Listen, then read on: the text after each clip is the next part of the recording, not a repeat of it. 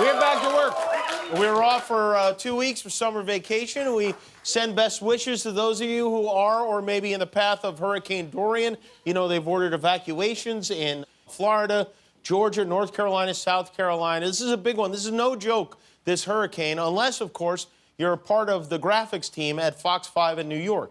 We'll have to wait and see what goes on with that. But Dorian actually has more of a threat for the Lesser Antilles over the next couple of days. Forecast to see winds at around 60, 65 miles per hour. A high in tropical storm, perhaps a low in hurricane. The weathermen get very excited in these types of situations.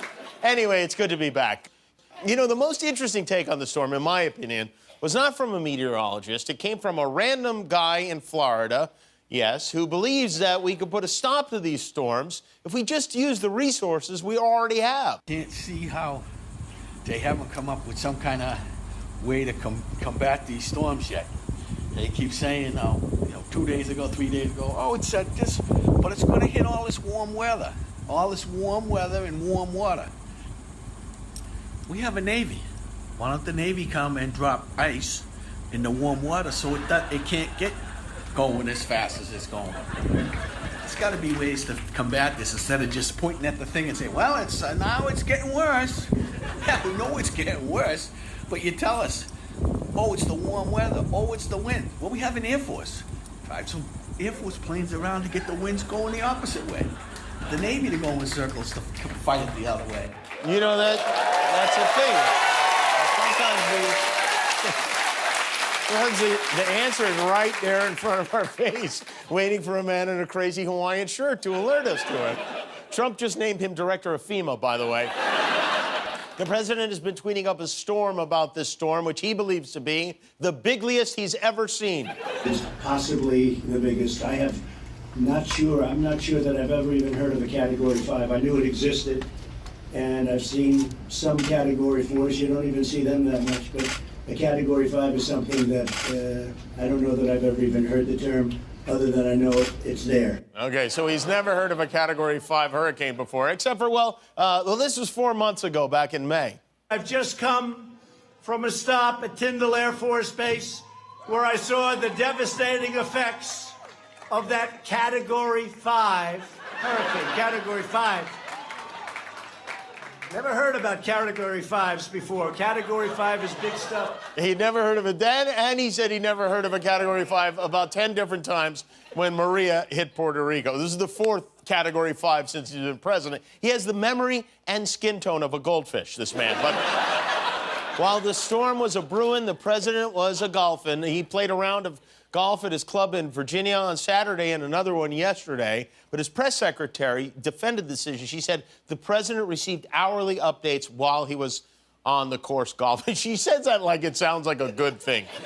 You know, all this nonsense, I noticed this while I was gone, really sinks in when you're away from it for a while. Since we left for vacation, the president canceled a trip to Poland to monitor Dorian from his golf course in Virginia, tweeted 514 times, tried to buy Greenland and threw a fit when they wouldn't sell it, suggested firing a nuclear missile at a hurricane, announced he would be suing people who work for him for violating confidentiality agreements, attacked Grace from Will of Grace, Deborah Messing, predicted Sean Spicer will do great on Dancing with the Stars, congratulated Poland on the anniversary of the Nazi invasion, fired his longtime assistant who reportedly got drunk and told journalists that Trump doesn't like to be photographed with his daughter Tiffany because he believes her to be overweight, and wished a happy birthday to Regis. Which that I don't mind. Happy birthday, Regis. But this thing with Tiffany, oh no, don't encourage him.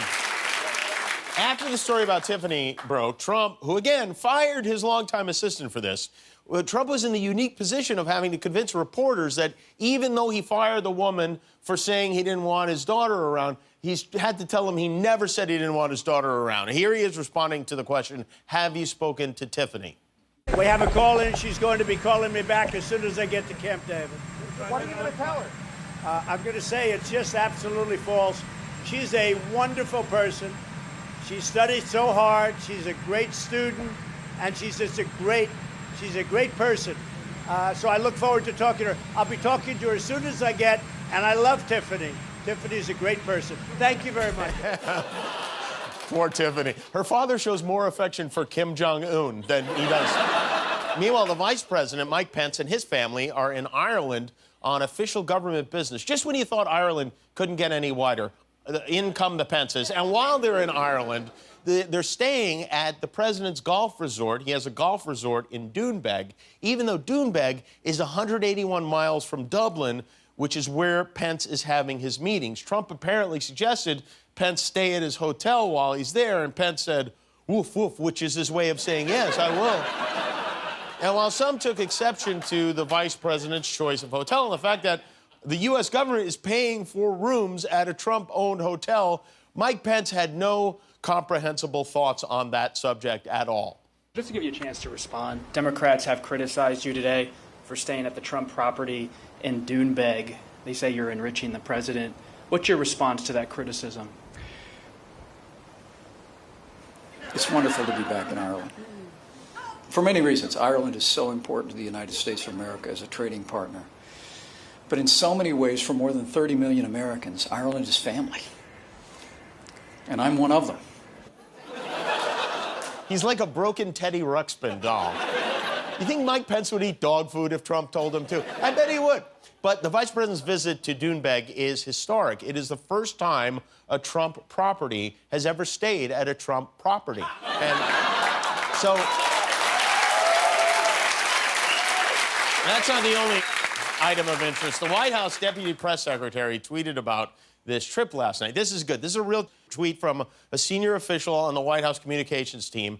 It refers to the fact that, the Prime Minister of Ireland is gay. So this guy wrote, for all of you who still think our VP is anti-gay, I point you to his and the Second Lady's schedule tomorrow, where they will join Taoiseach Leo Varadkar and his partner, Dr. Matthew Barrett, for lunch in Ireland.